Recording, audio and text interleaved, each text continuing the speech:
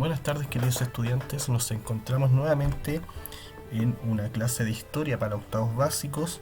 El día de hoy, la número 3, continuando con la segunda unidad.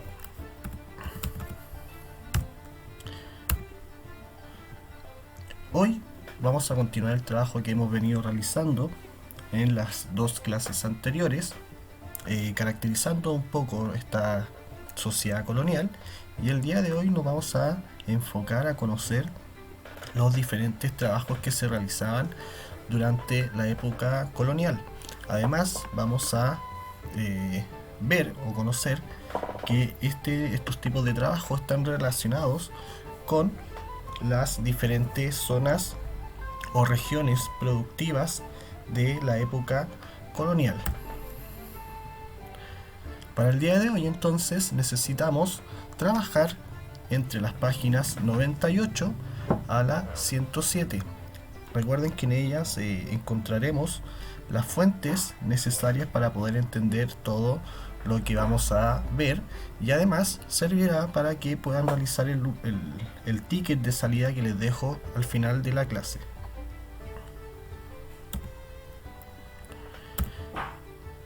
Comencemos entonces. Economía extractiva y regiones productivas en América. La economía durante la colonia se organizó en torno a actividades extractivas, esto es, dedicadas a la producción de materias primas principalmente relacionadas con la minería, la agricultura y la ganadería. Cada una de ellas se desarrolló en diferentes zonas de acuerdo con el clima y la disponibilidad de recursos.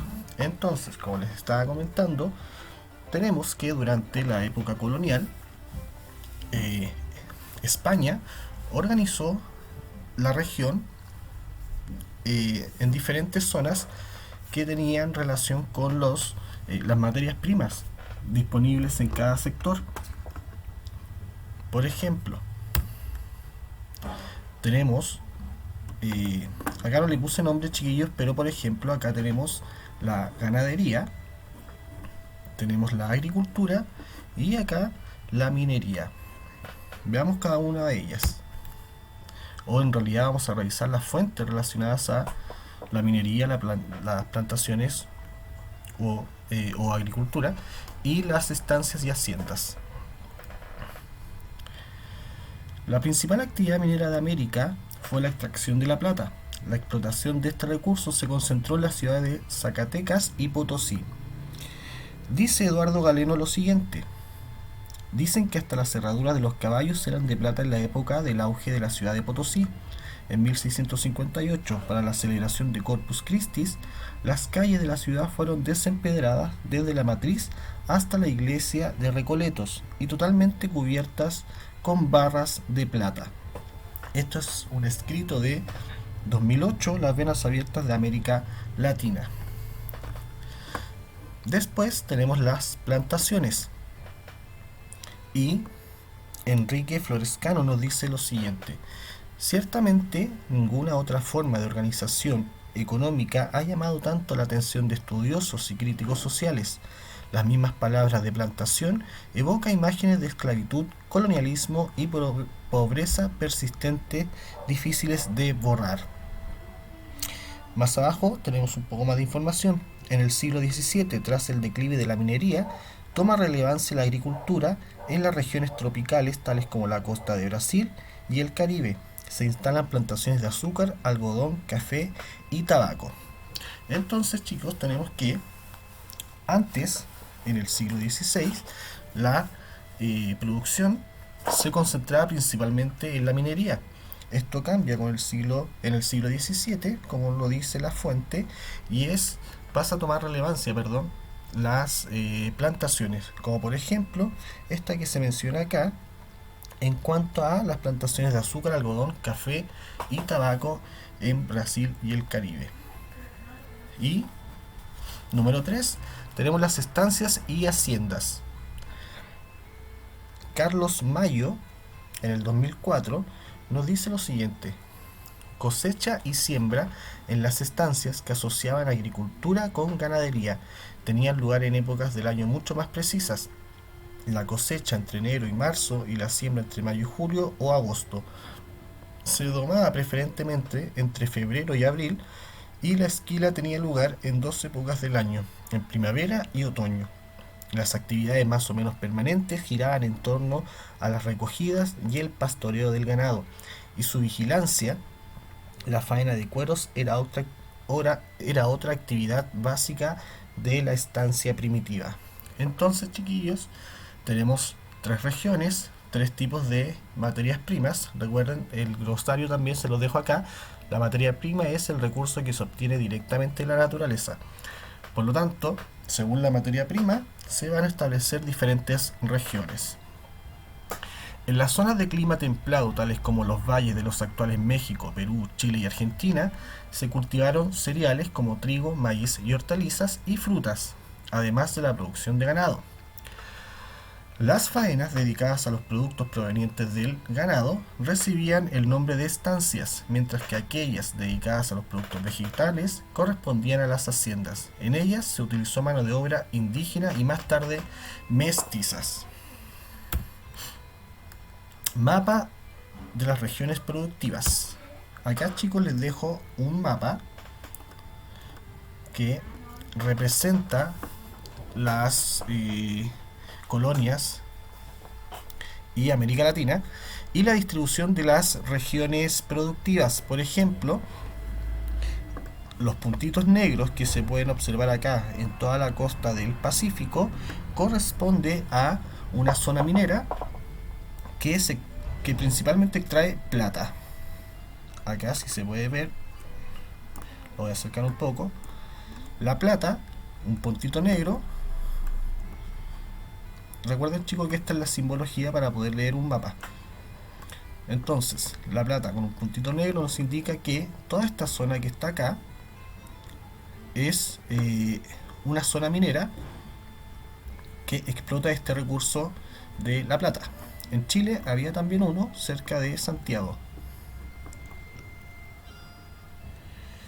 Si se dan cuenta, tenemos otros minerales como por ejemplo el cobre, y en Chile tenemos los puntitos que se relacionan a la extracción de cobre.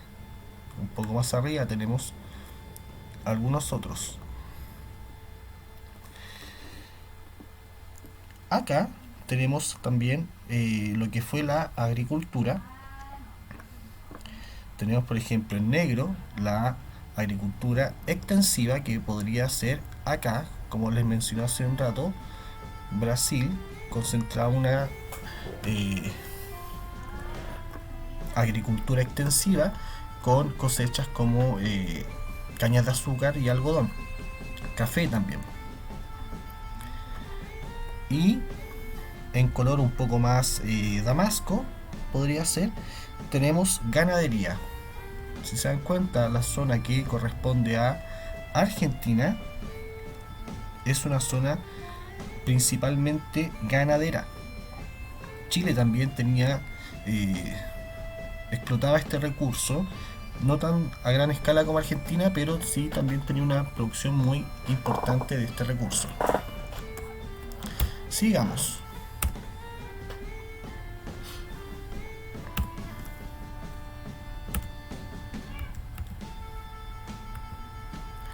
Sistemas de trabajo. Las bases de la economía extractiva en América colonial se sustentaban en quienes se encargaban de trabajar y explotar los recursos. Por eso, la adquisición de mano de obra tuvo un rol determinante en la economía y en la sociedad. Por medio de la obtención de mercedes de tierra, los españoles implementaron una serie de sistemas de trabajo, tales como la encomienda, la mita y la esclavitud. Entonces, chiquillos, se relaciona directamente lo que fueron las regiones productivas con los tipos de trabajo y quienes realizaban este trabajo. Vamos a ver entonces que se encuentran en este sistema tres tipos de trabajadores. Primero, una forma de trabajo era la mita. ¿Qué es la mita? Los españoles, como clase dirigente en la zona, exigían a los indios el pago de unos tributos, pero estos no se cobraban en metales preciosos o especias, sino que en trabajo que los indígenas realizaban a favor de los españoles. El corregidor, a través del cacique líder local, realizaba una asignación de indígenas para ser repartidos a los diferentes encomenderos y hacenderos o hacendados. Entonces, chiquillos, los tributos que tenían que pagar los indígenas no se cobraban en metales preciosos, sino que se pedía a cambio un trabajo o trabajo que se pactaba con el cacique o líder local. Veamos una fuente, esta fuente es de Luis Alberto Sánchez, un historiador peruano. Dice así: teóricamente la mita fue un turno de trabajo establecido con el objeto de impedir que el indígena quedase relegado a esclavitud y evitar que se le obligase a trabajar durante toda su existencia en la implacable labor de las minas. Pero, prácticamente, la mita equivalió casi siempre a un turno que solo terminaba cuando el individuo no rendía más o moría. Por lo tanto, lo que nos indica Luis Alberto Sánchez, es que la mita tenía la idea de ser un turno de trabajo que no representara esclavitud frente a los indígenas, pero según lo que él nos cuenta, esto nunca se cumplió realmente, ya que el turno de trabajo de la mita terminaba con la muerte del individuo o la incapacidad para seguir trabajando. Continuemos. Encomienda. ¿Qué es la encomienda? En recompensa por los servicios militares y financieros proporcionados durante la conquista, la corona concedió encomiendas a los conquistadores. Estas correspondían al repartimiento de indios, es decir, un conjunto de población nativa organizada a través de caciques o curacas. Cada encomendero autorizado de percibir tributos de los indios asignados. A cambio, estaban obligados a proteger y evangelizar a los indios, quienes eran considerados como incapaces relativos, es decir, como menores de edad. Sergio Bagú, en 1949, nos cuenta lo siguiente: al instituir la encomienda de servicios, quiso la corona poner en movimiento la mano de obra disponible en el nuevo continente, considerando como súbdito del rey, es decir, como siervo del monarca de inspiración feudal. El indio se vio obligado a trabajar para el encomendero, en las condiciones que éste ordenara, que fueron pésimas. La encomienda de servicio no fue en la práctica más que una esclavitud disimulada, casi siempre con la misma finalidad que la esclavitud legal: la acumulación de capital o la acumulación capitalista. Por lo tanto, chicos, la encomienda es otro sistema de trabajo en el cual un español recibe, o un encomendero, recibe un grupo de indios asignados. A cambio, este encomendero tenía que protegerlos y evangelizar. Pero como bien nos dice Sergio Bagú, esto difícilmente se cumplió también en la práctica y pasó a convertirse en un tipo de esclavitud ilegal. Por último tenemos ya la esclavitud. La esclavitud negra fue un régimen laboral forzoso introducido en el Nuevo Mundo para compensar la baja demográfica de los indígenas y conjuntamente obtener una mayor rentabilidad económica mediante la explotación de la minería, principalmente de oro y plata. Cuando la población indígena comenzó a mermar por los trabajos forzosos que realizaban, la corona se vio obligada a introducir un nuevo tipo de trabajador que llegó bajo el concepto de esclavitud. Como bien nos dice este texto, es un régimen laboral forzoso introducido para compensar la baja demográfica de los indígenas, puesto que la tasa de mortalidad en este tipo de trabajo era tan alta. Se vieron en la necesidad de encontrar una nueva beta de mano de obra. Roberto Casaza, en el 2009, nos cuenta lo siguiente en su texto titulado Artes, Ciencias y Letras en la América Colonial.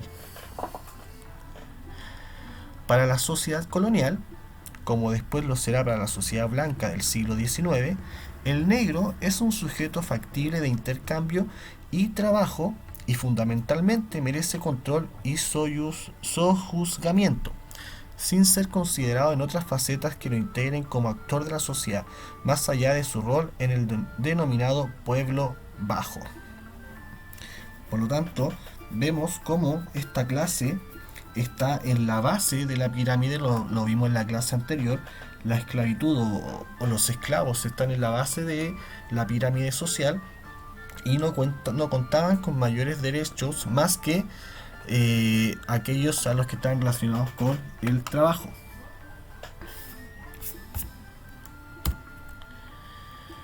Esos son los tres tipos de sistemas de trabajo que habían durante la sociedad colonial. Obviamente, chiquillos, habían muchos otros trabajos relacionados tal vez con artesanos, mercaderes, pero estos tres tipos se relacionan y son importantes porque básicamente sustentan lo que fueron las regiones productivas.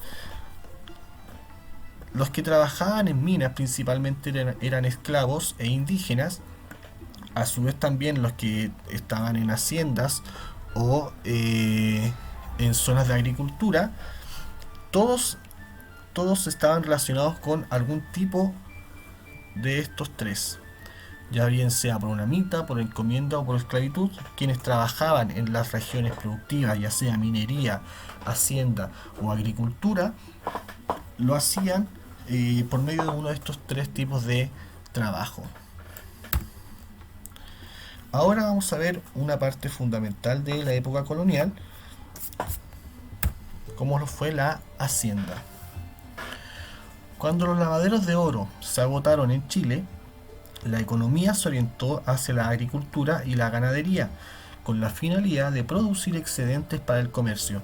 Es así como desde el siglo XVII la unidad productiva fundamental fue la hacienda, que consistió en una propiedad o finca de gran extensión de uso, primordialmente agrícola y ganadero. José Bengoa, en el año 88, nos cuenta lo siguiente: la hacienda ha sido la institución de permanencia más prolongada en la historia de Chile. Se formó muy tempranamente con las mercedes de tierras entregadas a los conquistadores. Se organizó con el primer auge triguero del siglo XVIII y se estructuró definitivamente en el ciclo triguero del XIX. Su presencia se extiende hasta la década del 70 del siglo XX, en que la reforma agraria llevada a cabo por el Estado le puso término. Entonces tenemos un tipo de institución que tiene su auge durante el siglo XVII y que datará o tendrá una existencia hasta el mismo siglo XX, mediados del siglo XX, cuando termina con la reforma agraria. Veamos entonces los grupos sociales en la hacienda. En las haciendas convivieron diferentes grupos sociales, por lo tanto, en ellas se reflejaron las marcadas desigualdades que caracterizaron a la sociedad colonial. De esta manera, el orden social jerárquico quedaba compuesto entre hacendados, inquilinos y peones, quienes ocupaban una posición específica al interior de las grandes propiedades rurales. ¿Cómo era el orden social que predominó en la hacienda? Veamos. Primero, hacendados. Los miembros que eran propietarios de las tierras corresponden a los hacendados. Junto a sus familias establecieron alianzas con mineros, comerciantes y funcionarios coloniales con el objetivo de consolidar su poder económico y social. Durante este siglo se estableció una nueva estructura social agraria, donde la cabeza, en orden jerárquico, era el hacendado o patrón de la hacienda. Bajo él se encontraba el resto entre capataces, peones, inquilinos y vaqueros. En esta nueva estructura, cada cual se distinguía del otro por su vestimenta. Tenemos entonces, chicos, que los hacendados o los hacenderos son los miembros propietarios, perdón, de las tierras que corresponden a la hacienda. Armando Ramón, Armando de Ramón, en el año 2006 nos cuenta lo siguiente en su Historia de Chile. Durante el siglo XVII se fue produciendo la decadencia de la sociedad señorial, al menos en la forma como existía desde el siglo anterior.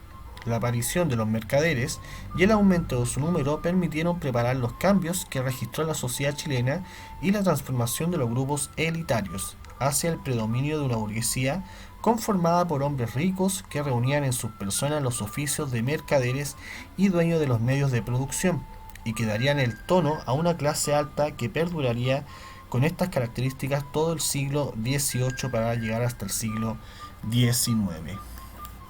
Bien, continuemos. Inquilinos. Los inquilinos correspondían a la mano de obra permanente en las haciendas. En un principio, los hacendados les concedieron un sitio para instalar una casa y una chacra a cambio de un pago simbólico. Con el correr de los años, esta situación se transformó en una relación de arrendamiento y luego en servidumbre. Por lo tanto, había una relación con el hacendero. Se le permitía al inquilino vivir en la hacienda a cambio de un pago que posteriormente se transformó en un pago por medio de la servidumbre. Por lo tanto, un inquilino arrendaba en la hacienda y a cambio él se convertía en un sirviente de el lugar. Entre 1720 y 1750 los arrendatarios o inquilinos eran dedicadamente productores, esto es, pequeños empresarios agrícolas. Sería ingenuo pensar que los hacendados aceptaron un número creciente de arrendatarios solo porque sí, sin conexión alguna con el boyante negocio de explotación de cereales. Fue esta asociación productora inicial lo que aseguró el inquilinaje, su veloz desarrollo durante las décadas intermedias del siglo XVIII. Y en este contexto, no pocos inquilinos acumularon patrimonio suficiente como para alcanzar su plena independencia. Por lo tanto, se consolidó una relación entre arrendatario y arrendador que tenía como fundamento este negocio creciente que era, por ejemplo, la agricultura de cereales. Por último, no sé, creo que me faltó algo acá, ¿no? Por último, chicos, tenemos peones, medieros y vagabundos. En las haciendas también trabajaban los medieros, quienes solicitaban tierras para cosecharlas durante un año a cambio de una parte de la producción, y los peones, que trabajaban de manera temporal en las haciendas a cambio de alimentación y jornal. Así también existían los denominados vagabundos, población constituida por un importante número de personas desarraigadas que deambulaban en busca de trabajo u oportunidad de robar. Entonces, chiquillos, acá tenemos la figura. Esta es una imagen de Claudio Linati, de un de un vagabundo. Iba a leer la información que aparece acá, pero este es de Claudio Linati. Entonces, chicos, nos encontramos con un tipo de estratificación dentro de la hacienda que va a determinar una pirámide nuevamente relacionada con el tipo de persona y su lugar en la hacienda. Tenemos entonces que en la cabeza de esta hacienda está el hacendero, quienes arriendan su hacienda no solamente como inquilinaje, sino que también para producción de alimentos, como es el caso de los medieros, quienes arrendaban la tierra durante un año para cosecharla, y en una línea más baja están los peones que trabajaban a cambio de jornal y alimentación, y vagabundos que rondaban las zonas en busca de algún tipo de trabajo o para hurtar. Entonces, chicos, ahora me falta algo, vida cotidiana. La permanencia de la hacienda en el tiempo imprimió ciertos rasgos en el mundo rural que se mantuvieron casi inalterados hasta mediados del siglo XX y que se evidencian en la voz de los propios sujetos involucrados, a través de los testimonios orales recopilados por quienes se han dedicado al estudio del mundo rural chileno. ¿Qué características del orden patriarcal colonial se reflejaron en la vida cotidiana de la hacienda? Veamos las fuentes.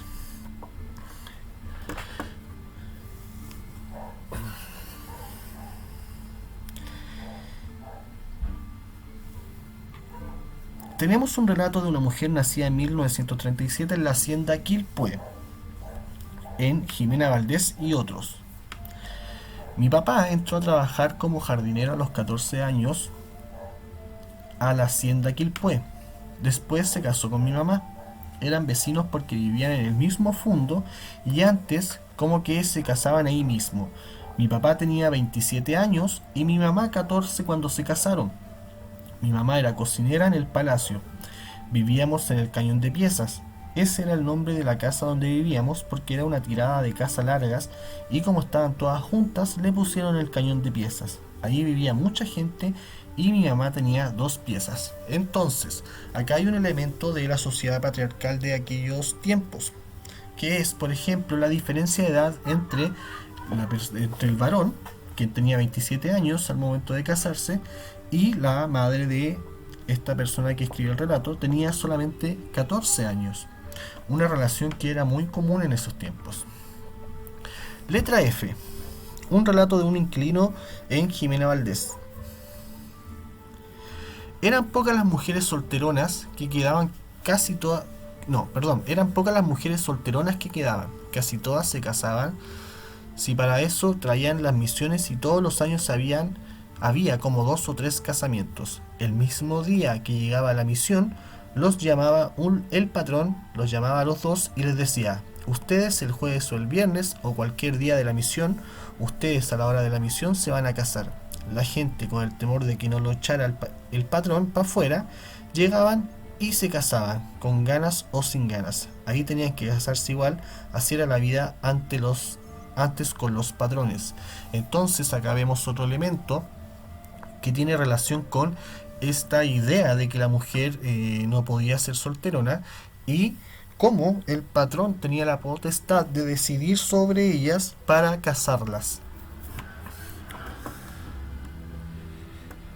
Por último, tenemos un testimonio de un ex inquilino de los Andes. Teníamos regalía nosotros para vivir nomás.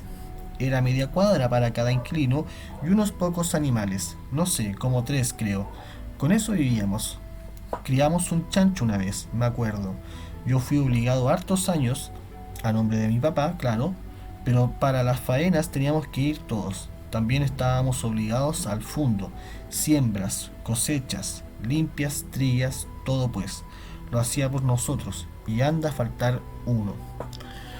Bien chicos, entonces nos damos cuenta que existe una sociedad colonial, patriarcal, que impone una imagen, lo vimos también en clases anteriores en cuanto al rol de la mujer, expone estereotipos que determinan una sociedad patriarcal. No solamente es patriarcal, sino que también vemos una sociedad fuertemente estratificada, donde existe una cabeza, el patrón de fondo, quien podía hacer o deshacer en cuanto a las relaciones que se daban dentro de su hacienda, como el hecho de no mantener, por ejemplo, mujeres sin casarse. Él podía decidir si estas mujeres se casaban o no, puesto que, como les venía contando, se establecía todo dentro de una sociedad fuertemente patriarcal. Ahora sí, por último, les dejo la actividad. Hoy solamente es una sola pregunta. ¿Crees tú que los sistemas de trabajo vistos en la clase tienen relación con la segregación social de la época? ¿Por qué? Entonces chicos, lo que yo quiero que hagan es que puedan relacionar lo que nosotros ya vimos en clases anteriores. De hecho acá les pongo el glosario de esas clases en relación a la segregación o a una sociedad estratificada. Recordemos, tenemos entonces el concepto de estratificación, establecimiento de un orden basado en niveles diferenciados de grupos sociales, el estamento, división social basada en el origen de la familia, propio del feudalismo y el antiguo régimen, la pigmentocracia, forma de estratificación social basada en el color de la piel, el estatus, posición que ocupaba una persona dentro de la sociedad o grupo social, y la casta, grupo social en un sistema de organización que jerarquiza a la población según nacimiento y origen étnico. Entonces, lo que yo quiero que hagan es que piensen en los trabajos que vimos hoy, ya sea en la hacienda, en las minas y en la agricultura, quiénes eran los que trabajaban en ese tipo de trabajo y si se relacionan con estos conceptos, si existe una relación entre esos trabajos y una sociedad segregada en base a estos conceptos. Por último, entonces, chiquillos, las fuentes que necesitan están en entre las páginas 98 y 107 del texto de historia. Recuerden hacerme llegar estos trabajos, chicos, para sumarlos a mi archivo de actividades. Ante cualquier duda, recuerden que me pueden escribir a mi correo personal fuyo@cmch.maristas.cl o por medio del Comunicap. Nos vemos la próxima semana. Que estén muy bien. Chao, chao.